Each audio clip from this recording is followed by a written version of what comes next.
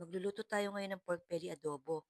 Ito ang mga sangkap: garlic, onion, salt and pepper, soy sauce, oyster sauce, vinegar, and bay leaf.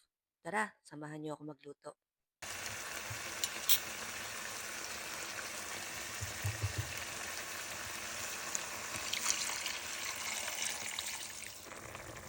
Sige, kulo lang ng kulo hanggang sa lumambot ang ating pork belly adobo.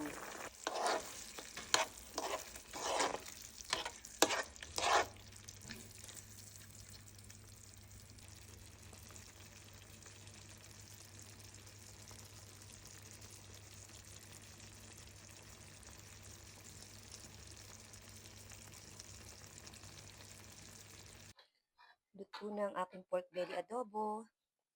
Ayan, napatuyo ko na siya at nagmantika na.